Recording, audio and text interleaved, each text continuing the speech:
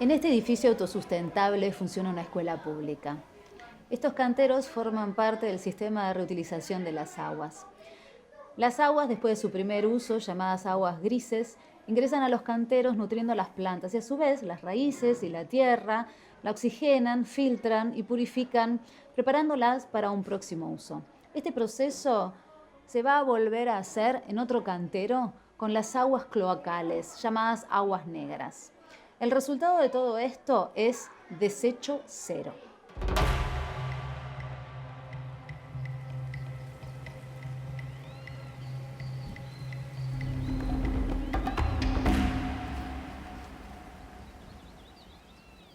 El suelo, la tierra, es una parte fundamental en el equilibrio de los ecosistemas. El suelo funciona como filtro y amortiguador al retener sustancias, protege las aguas subterráneas y superficiales del ingreso de agentes nocivos y transforma la materia orgánica, consiguiendo así su mineralización.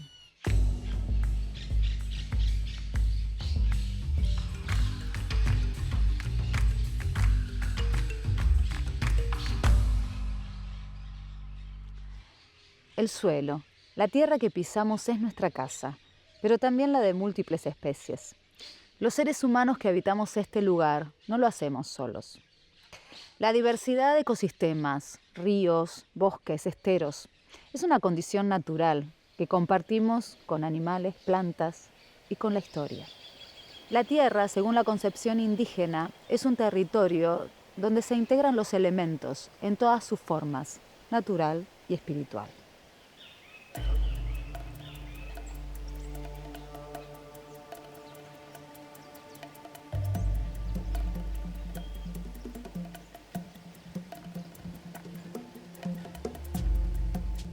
Soy bisnieto de Timoteo Reina y de Francisco Díaz, quienes han sido los últimos dos comuneros indígenas en vivir en territorio soberano, y hace 3 generaciones que estamos fuera del territorio ancestral y estamos en este lugar, ¿sí? Que es un territorio indígena, un espacio que tiene unas 76 hectáreas. Principalmente hay mucho monte nativo, es uno de los pocos espacios cercanos a la ciudad de Córdoba donde todavía encontramos flora y fauna autóctona, y representa en primer lugar la identidad.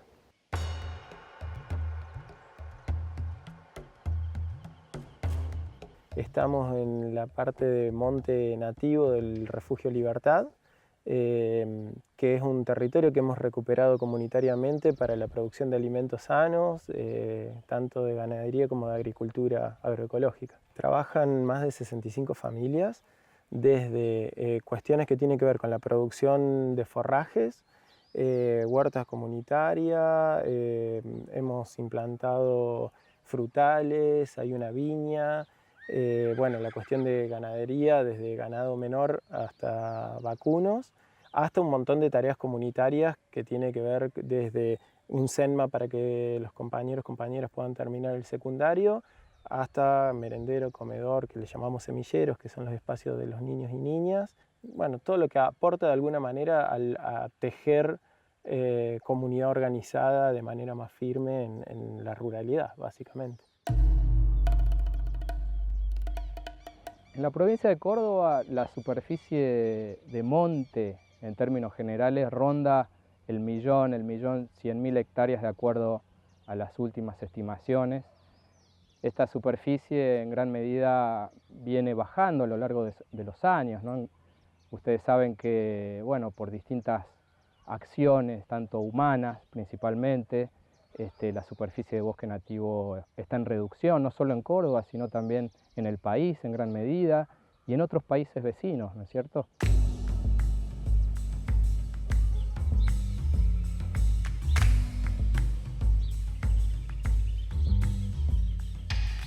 Y el monte nativo es fundamental en el proceso que venimos llevando de producción y de organización, las dos cosas. Es fundamental para la calidad de vida, ¿no?, de todos los que vivimos acá, de poder seguir accediendo al río, poder seguir accediendo al monte. Hay una forma de vida arraigada en todos los pobladores de la zona, en todos los campesinos, trabajadores rurales, de un vínculo muy estrecho también cultural con el monte, que en la medida que eso va desapareciendo, bueno, va va generando otras formas de socialización que no son las más piolas.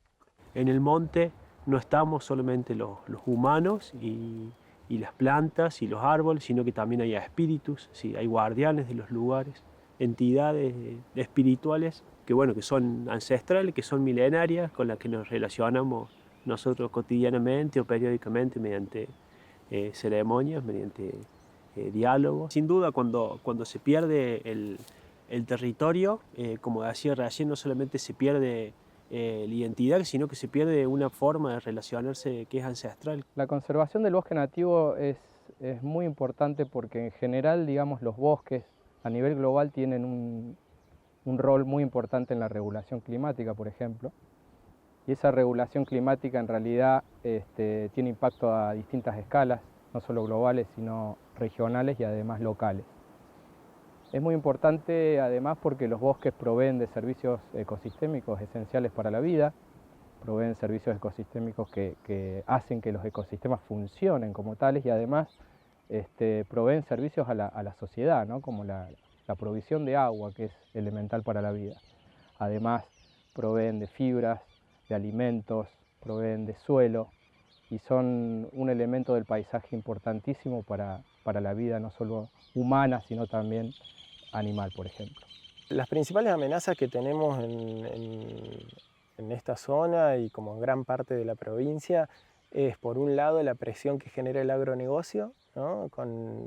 Que va levantando monte. Acá, en esta parte en particular, es muy montañoso, digamos, muy de sierra para que pueda avanzar, pero sí avanza el negocio inmobiliario, ¿no? El desarrollismo inmobiliario. Entonces hay una presión entre el desarrollismo inmobiliario y el agronegocio que va atrapando a los espacios que quedan todavía de monte nativo y de producción de otro tipo, ¿no? Por fuera de la lógica del agronegocio. Y en gran medida la actividad humana, las distintas actividades productivas de las personas, de los humanos, están asociadas, digamos, a esta reducción. Podemos mencionar en términos generales el avance de la frontera agropecuaria, el avance de las urbanizaciones, la tala, el desmonte para la extracción de leña, en fin. Entre esas grandes actividades, además, disturbios como los incendios también son en gran medida los principales responsables de por qué estamos perdiendo coberturas boscosas. Hoy la mirada dominante entiende de que los humanos están sobre la naturaleza y que los humanos, bueno, pueden transformarla, pueden hasta destruirla. Por eso estamos viviendo esta crisis ambiental que nos afecta a indígenas y a no indígenas. El monte nativo sirve como un colchón también absorbente y reserva el agua y hace que no se deteriore tan rápidamente el suelo. Si vos vas a las zonas donde han desmontado, acá cruzando, saliendo del refugio, ves que la tierra está toda con grietas, seca, no tiene cuerpo y demás. Y eso es por lo agresivo que ha sido el proceso hacia el monte nativo. Entonces, en gran medida hay una combinación de estos dos factores. El factor climático, que refleja el mayor peligro que estamos viviendo en la actualidad, haciendo que las poblaciones sean más vulnerables, y por otro lado la acción humana, de alguna manera, en esta intervención, digamos, desproporcionada también sobre los ecosistemas. Hay una crisis también en la concepción de la pérdida de esos ecosistemas, también entendiendo lo que decimos, ¿no? La función ecosistémica del bosque. En Córdoba tenemos una pérdida de bosque nativo que en 100 años, un poquito más, ha hecho de que solo nos quede un 2, un 3% del bosque nativo. Compañeros que hoy trabajan acá, que trabajaron durante varios años desmontando, ¿no? Entonces les pagaban por hectárea que desmontaban, entonces contra más rápido lo hicieron. Y hoy esos mismos compañeros se acuerdan cómo eran los molinos antes del desmonte y tienen una añoranza bárbara, ¿no? Y te van diciendo, bueno, acá había todo un bosque de algarrobos que ya no está, acá era una zona de chañares, que bla, bla, bla. Bueno, todo ese proceso hoy son los compañeros que están defendiendo el monte. Sin duda hay un montón de saberes y de conocimientos que están en las familias indígenas, que están en las familias campesinas, que ayudarían a remediar, ¿sí? esta crisis ambiental. Pero también en diálogo y en contacto con otros saberes, con los saberes de los biólogos, con los saberes de los ambientalistas, con los saberes que no son precisamente indígenas. Entonces está esa posibilidad de volver a recuperar el monte nativo. La prevención de esta problemática, tanto de la deforestación como los incendios, tiene que ver con una toma de conciencia global, digamos, no solo a nivel de las personas, de los individuos, sino de las instituciones, de los actores que están involucrados en la actividad productiva, de los actores que están vinculados a la planificación, ¿no es cierto?, de las pautas, digamos, que establecemos del uso del suelo, del uso del territorio para el presente y para el futuro, pensando en conservar, en cuidar para las generaciones futuras, ¿no es cierto? Como sociedad civil tenemos que reclamar los roles de las instituciones para poder actuar en forma preventiva y darnos las herramientas para poder prevenir en gran medida el avance de estos disturbios que tanto impacto tienen, ¿no es cierto?, sobre la sociedad y sobre el ambiente en general. La tierra no es nuestra, sino que nosotros somos de la tierra. Y eso es fundamental en términos de cambio de paradigma. Para mí este es un lugar de vida, sin duda, y es un lugar de futuro. El monte nativo significa identidad, significa también memoria, la posibilidad de recordar desde el mismo paisaje que han visto nuestros antepasados y nuestras antepasadas, la posibilidad de ser mejores personas, la posibilidad de entendernos hermanos y hermanas de las piedras, de los árboles, del viento, y de criar, en este caso, a mis hijos de una forma, de otra forma, distinta a la que en los últimos años se ha impuesto acá en este territorio.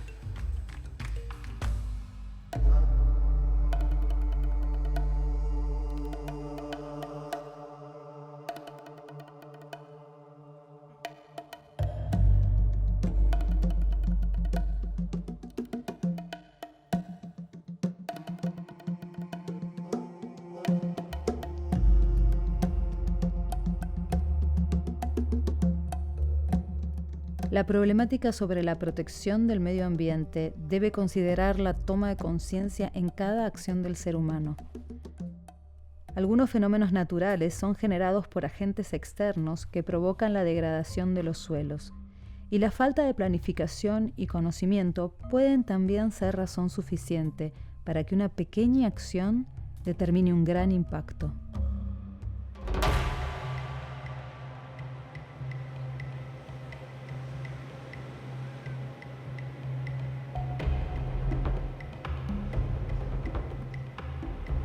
Mi nombre es José Manuel Cisneros, soy profesor del área de suelos de la Universidad de Río Cuarto.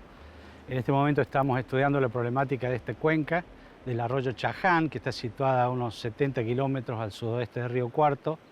Una problemática caracterizada por la formación de grandes superficies afectadas por cárcavas, que es una forma de erosión de suelos muy grave, la formación de humedales, la degradación de la capacidad productiva de las tierras y de los suelos, la pérdida de infiltración, la pérdida de productividad, la capacidad de absorción de agua. Toda esa problemática se manifiesta en el crecimiento exponencial del fenómeno de las cárcavas, que tenían 100 kilómetros en el año 2015 y hoy tienen más de 250 kilómetros de longitud.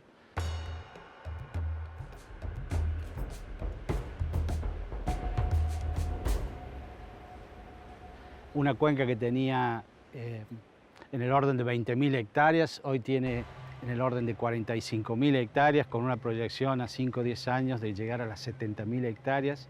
Una cuenca que termina afectando a la población de Vicuña Maquena, integrada a otras cuencas vecinas, con lo cual se genera un problema de tipo socioambiental muy grave.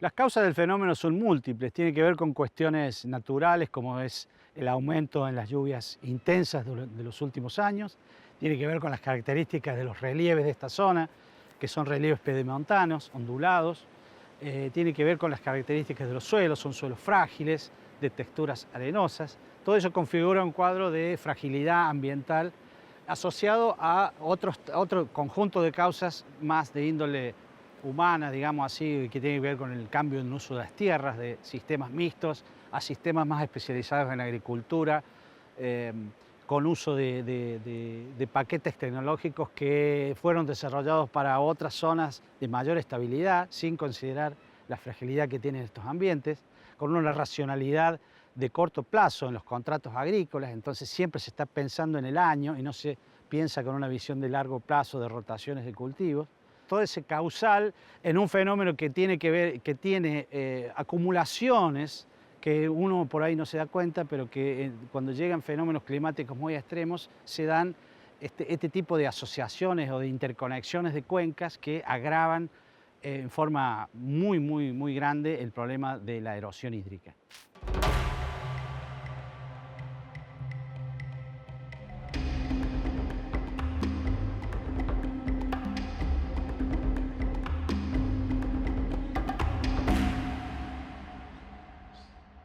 Cuando en un territorio natural se habla de crisis ambiental, se refiere al cambio del uso del suelo para mayor aprovechamiento agrícola a través de la deforestación de bosques nativos, quita de pasturas naturales y la implementación de prácticas no sustentables. Nada describe con tanta claridad este fenómeno como quien vio abrirse el suelo ante sus ojos.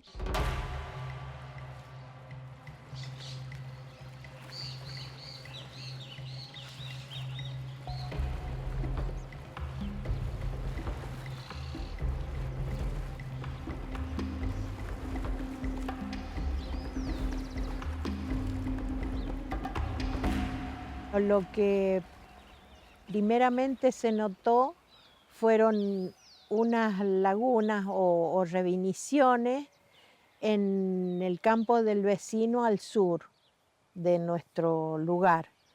Y se empezó a venir la revinición porque nosotros perdimos mucho acá. Perdimos la casa, perdimos la hacienda. En el término de 5 o 6 horas, sin lluvia, solamente fue el ruido, según el vecino, el ruido del agua y que se llevó las ovejas, se llevó las vacas, se llevó los novillos.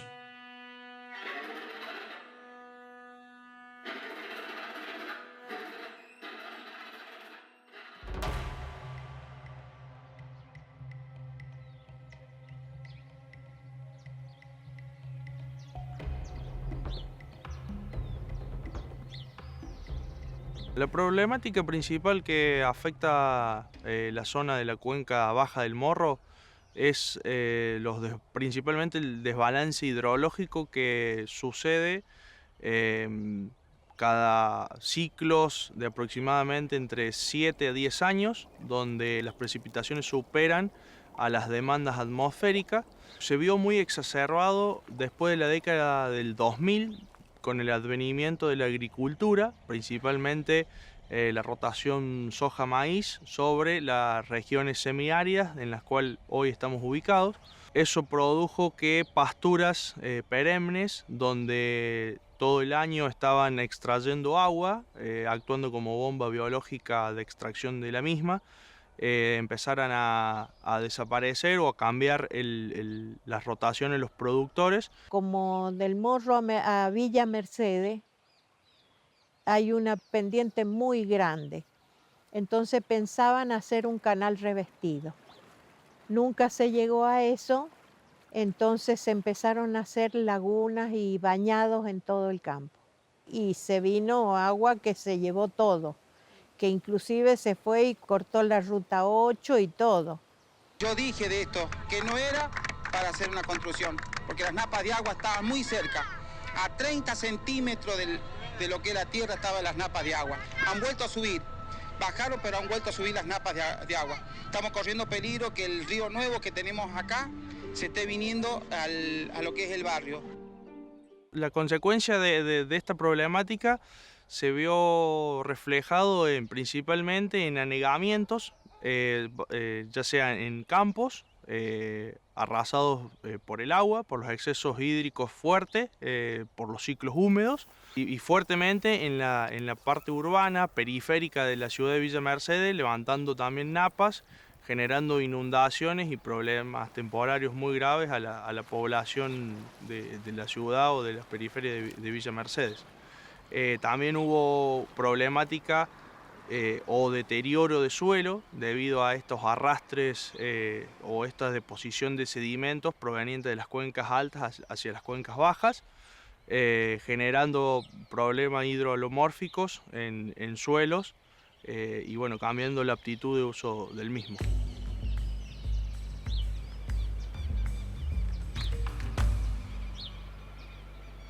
Si bien la cuenca específicamente del Morro está más hacia el oeste, las características topográficas y de relieve de nuestras zonas están insertas dentro de la misma problemática regional. Una de las características en común que tienen son las pendientes que existen cuenca arriba, que hace que cuando ocurran precipitaciones de cierta intensidad empiecen a drenar y a formar, en principio, zonas de lagunas, bañados, que luego, con el correr del tiempo y también el uso y el manejo que se hace de los suelos, se produzcan zonas de drenaje que van provocando, en principio, canales, luego se van intensificando y formando finalmente lo que se llama en el medio o en la zona nuevos ríos, nuevos arroyos. El río nuevo es una consecuencia, una de las principales consecuencias que vemos tras el exceso hídrico que ocurrió en la cuenca alta del Morro, abriendo nuevos cauces. Este nuevo cauce es casualmente lindante con nuestro campo de desarrollo, que lo elegimos porque este es un campo que es modelo debido a que fue arrasado y devastado por el agua, y después de tener inundaciones pasó a tener sedimentos, generando así un monte herbáceo improductivo, cambiando así la aptitud de uso del suelo, y a través del programa Alfasal logramos implantar el cultivo de alfalfa, que era el objetivo de mejorar y remediar ambientalmente ya sea el suelo de este campo y extraer y drenar las napas para evitar generar problemas en las zonas más bajas y evitar problemáticas en los barrios periféricos de la ciudad de Villa Mercedes. La alfalfa es un cultivo que extrae o necesita aproximadamente entre 1000 y 1200 milímetros por año. Entonces es el principal cultivo que actúa como bomba extractora, bomba biológica extractora de agua, que además de contribuir al ambiente para deprimir el nivel freátrico de las napas, genera una mejora en la aptitud de uso de suelo, mejorando el mismo.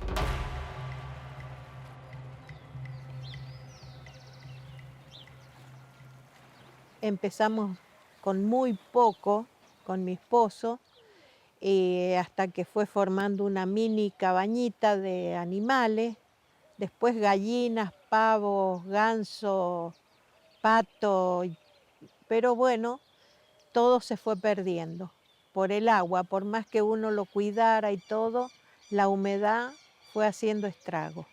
Para colmo, mi marido se empezó a enfermar por la humedad, tuvo 2 o 3 años seguidos neumonías muy crueles.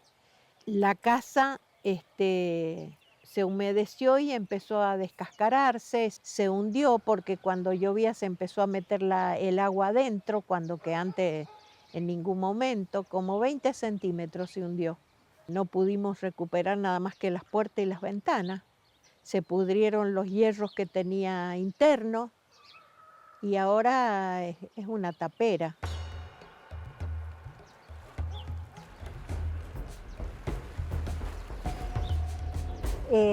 Estas apariciones de fuentes de agua que normalmente no están en los campos llevan a que se produzcan alteraciones por allí en lo que es el manejo normal que se hacen de los campos y que se deba recurrir a nuevas tecnologías para poder sortear la problemática que acarrean. La problemática del encharcamiento, del anegamiento, no solo afecta el campo en sí, sino todo lo que hace a el manejo que se pueda desarrollar, ya que esas áreas también involucran a veces la accesibilidad a los campos, de los caminos periféricos que hacen a la llegada, que pueda llegar a ser el productor en su cotidianidad.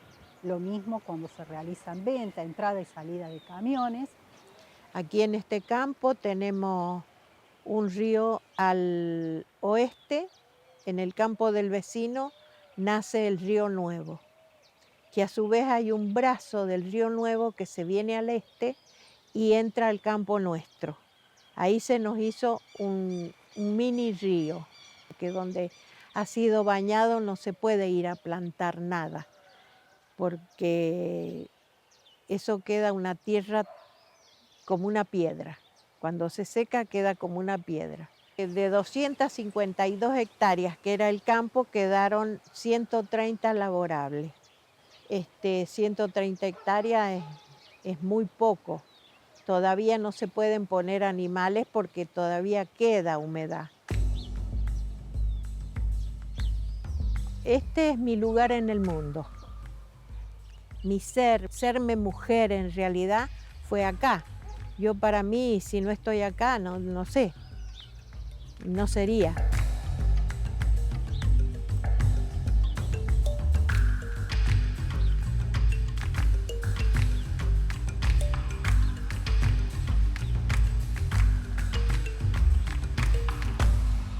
Los ríos en general nacen en la parte alta de las montañas y van bajando cuando se acumulan lluvias, hielo o manantiales.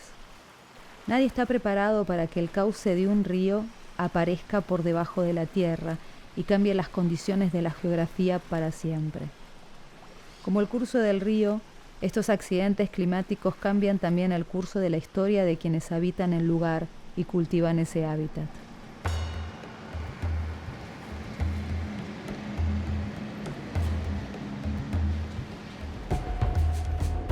El 2 y 3 de abril del 2013, en la ciudad de La Plata, se produjo un hecho extraordinario, una lluvia muy copiosa en donde cayeron 392 milímetros de agua en muy poco tiempo, en muy poquitas horas, lo que produjo una inundación y un desborde de aguas sobre las zonas más deprimidas. El panorama es desolador, es de una película, realmente. Es muy difícil mantenerse en pie con la correntada tan intensa. La ciudad de La Plata, que es una ciudad que fue planificada y pensada por la generación del 80, más precisamente por Pedro Benoit, con el ideario y los principios de las ciudades higienistas de la época, y que generó para la época una serie de discusiones de cuáles eran los principios de una ciudad ambientalmente equilibrada, sustentable, con espacios óptimos para ser habitada dignamente. Pero con los sucesivos tiempos, la verdad que la ciudad, o mejor dicho, los distintos gobiernos locales que ejercieron el gobierno de la ciudad y que tenían la obligación de planificar y generar una extensión de esa ciudad en forma ordenada, planificada, no pudieron sortear las tensiones que se dieron en el territorio entre el mercado inmobiliario, el desarrollo productivo y económico e incluso la ocupación de la comunidad que buscaba espacios donde habitar y que no encontraba una oferta adecuada a las capacidades y a las necesidades que tenía y que tiene. Esto hizo que la ciudad creciera. Hoy tiene alrededor de una extensión de 924 kilómetros cuadrados, con una extensión enorme de zonas urbanas que no tienen ni infraestructura adecuada para esas poblaciones que se fueron asentando. Es importante destacar también que la ciudad está asentada y se construyó, si bien fue una ciudad planificada, como decíamos al principio, sobre un valle de arroyos que, producto de la llanura, hace que cuando llueva copiosamente, esos arroyos se desbordan y lo primero que hacen es llegar a una zona de humedal, que ese es el límite entre La Plata, Berisso y Ensenada en esta región, hasta poder llegar por capilaridad al río de la Plata. Cuando se desborda el agua, el arroyo, no es que toma el cauce solo del arroyo, sino que se desborda sobre sus costados, ¿no? Sobre sus bordes, valga la redundancia. Acá lo que vamos a observar es en rojo los barrios populares, los asentamientos y villas de la ciudad y cómo las cercanías que tienen a los cursos de arroyo. Y en esta foto podemos observar la imagen del momento en que ocurrió la tormenta el 2 de abril. Es una mancha de tinta sobre la ciudad. Este análisis es lo que a nosotros nos hace pensar que si seguimos ocupando las zonas de inundación en forma desmedida y sin obras de infraestructura, la tragedia puede ser peor. Hoy el número oficial son 89 fallecidos, pero la verdad que la situación fue realmente desgarradora y podría haber sido muchísimo más grave. Es el municipio el que tiene la potestad para darle un ordenamiento y planificar el territorio a través de sus normativas, a través de un código de ordenamiento urbano, a partir de un plan estratégico ambiental sustentable. Esto nunca ha ocurrido, ha habido intentos de modificaciones, de ordenanzas para modificar el uso de suelo en beneficio de algunos sectores económicos o inmobiliarios o de propuestas urbanas aisladas, pero lejos está de armar un plan integral que pueda generar un equilibrio en el territorio para el bienestar de toda la comunidad. Teniendo en cuenta la crisis ambiental que estamos viviendo, esto puede ser producto de futuros desastres.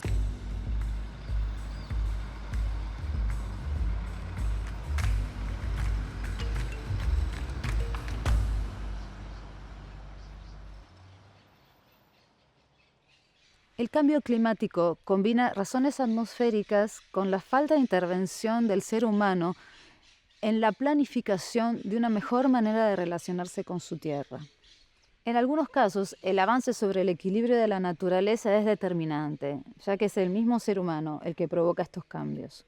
Uno de esos avances es el de la megaminería, una forma de extracción que se propone arrasar no solo con la naturaleza, sino también con la historia de los territorios.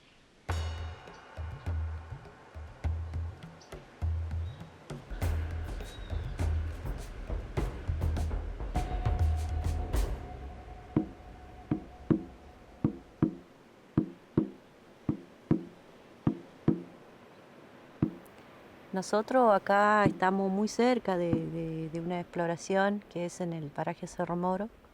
Para explotar la minera usan grande cantidad de agua. Están sacando el agua día y noche, entonces eso hace que la napa merme. Si nosotros no tenemos agua, se nos mueren los animales, no hay pasto porque el pasto no vuelve porque no hay agua. Tampoco podemos desarrollarnos nosotros mismos como personas porque nosotros necesitamos del agua.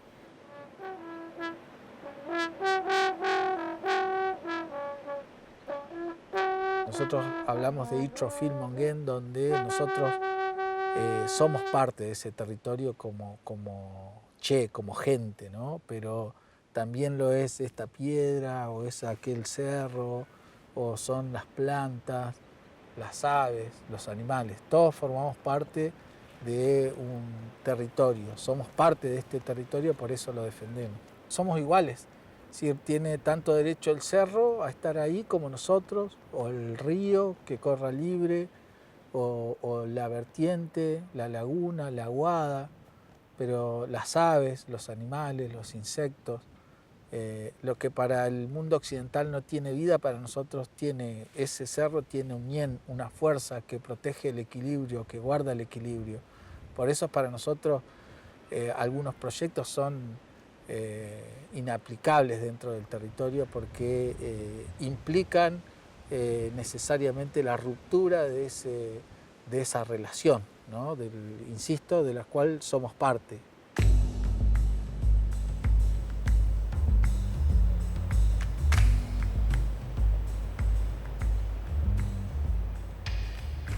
La oposición de las comunidades y de las asambleas es hacia la minería metalífera a cielo abierto, a gran escala, que es una modalidad de minería metalífera relativamente reciente, de los años 90 a esta parte, que tiene que ver con el hecho de que los minerales digamos que se pretenden extraer están cada vez en más bajas concentraciones, entonces eso requiere un consumo enorme de energía, un impacto tremendo, la utilización de sustancias tóxicas para poder separar el metal del mineral. Bueno, eso causa muchísimos impactos. Siempre fue una actividad problemática desde el punto de vista ambiental, pero desde que se instaló esta nueva modalidad, la verdad que los impactos se han se han magnificado. Ese proceso extractivo está presente últimamente mucho más fuerte. Es decir, en algunos lugares ha logrado ingresar y en otros nosotros hemos planteado la necesidad del respeto de ese modo de vida que está también plasmado en el convenio 169 de la OIT, la consulta libre, previa e informada. Para el occidente un cerro puede ser un recurso y para nosotros ahí sabemos que hay un ñen, una fuerza que protege el equilibrio. Cualquier afectación produce un desequilibrio que nos afecta a todos y a todas. La sabiduría ancestral de nuestros mayores, que es el cuidado del territorio. Cuando hablamos del territorio estamos hablando no solamente de la tierra, sino que estamos hablando del cuidado del agua, del medio ambiente y de los dueños que hay en cada lugar, porque siempre en cada lugar hay un dueño, digamos, hay un ñen que cuida los cerros, que cuida las plantas, los animales. Entonces al tocarse eso también se enojan los dueños y se van, y por eso también estamos cada vez peor. Si vos desarmás un cerro, ya no va a filtrar el agua de la nieve, posiblemente haya inundaciones o más adelante va a haber sequía, como estamos viviendo acá, las aguadas o las nevadas que terminan filtrando esos cerros, esas piedras y que después llega al agua, a la aguada. Eso no va a poder ser ya una reserva, sino que se modifica.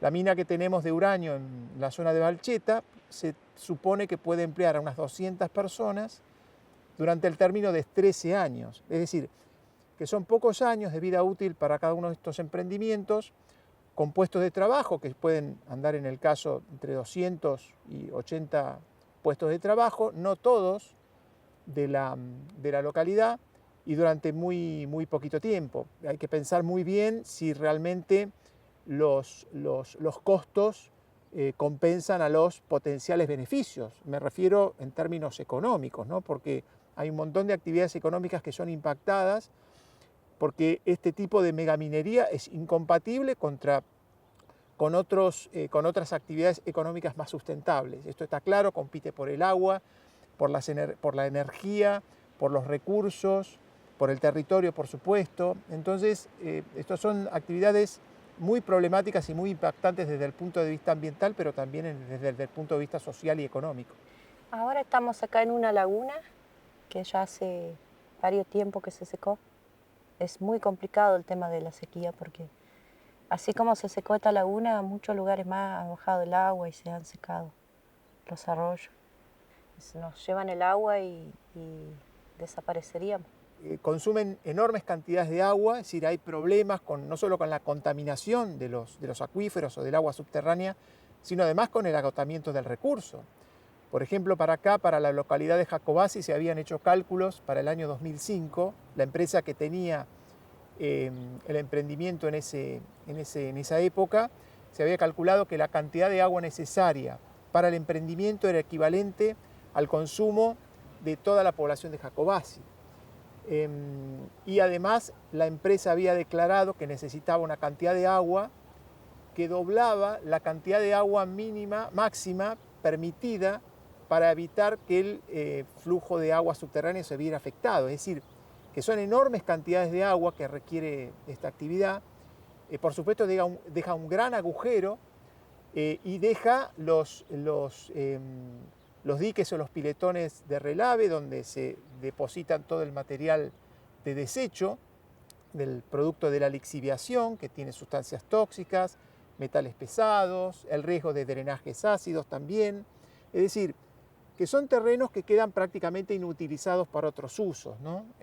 Así que el impacto desde el punto de vista ambiental y cómo esto afecta al territorio es tremendo. A mí me parece que el occidente tiene un proyecto colonizador, es decir, la colonización que se produjo hace 500 años, el cambio de modo de vida, el arrasar el territorio no es de ahora, es una continuación, es una continuidad. El modo de vivir que ha implantado el occidente dista del buen vivir que pregonamos los pueblos originarios en Latinoamérica, ¿no? Las empresas suelen decir que esto se puede subsanar, que es posible la remediación completa. Nosotros tenemos nuestras serias dudas y partimos del hecho de que en Argentina hay un pasivo ambiental de la actividad minera muy importante, sobre todo la minería de uranio, que ni el Estado Nacional ni los estados provinciales han logrado subsanar. Ni siquiera tenemos un inventario del pasivo ambiental minero. Tenemos que seguir pagando el costo del progreso de otros, y a veces que ni siquiera es progreso, ¿no? Es solo consumo. Y en ese sentido nosotros tenemos claro que el poder tanto ejecutivo como el poder legislativo como el poder judicial han sido serviles a la concentración de la riqueza, a la apropiación de los territorios y a la destrucción de esos territorios por parte de las empresas extractivas.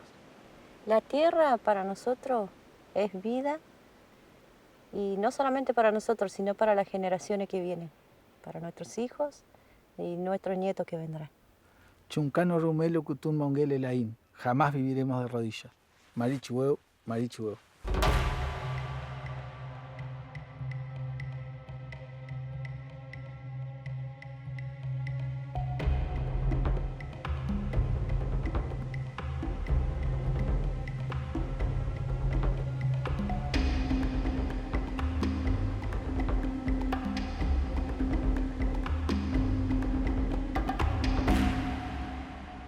A lo largo de todo el país vemos ejemplos de cómo la intervención humana altera los ciclos bioquímicos de los suelos, con actividades productivas intensas como la ganadería, las prácticas forestales inadecuadas y la explotación minera. Pero también la expansión de las ciudades provoca un desequilibrio en los suelos.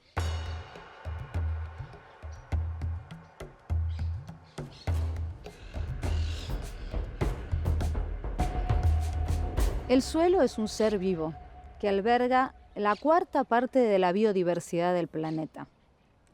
Es la mayor reserva de carbono orgánico, nutrientes y origen de los alimentos, pero es un recurso finito, no renovable. El uso irracional deja su huella de degradación silenciosa y médanos eternos.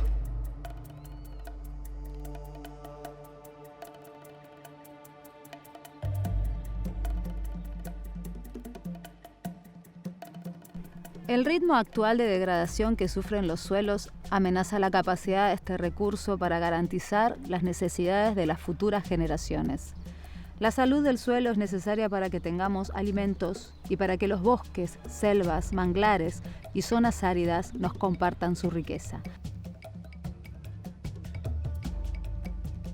El suelo es de todos los habitantes del planeta. Cuidémoslo.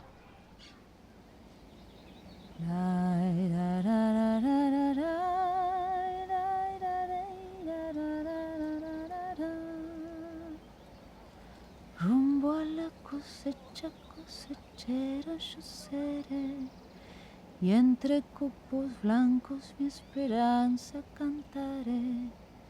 Con manos curtidas dejaré en el algodón mi corazón.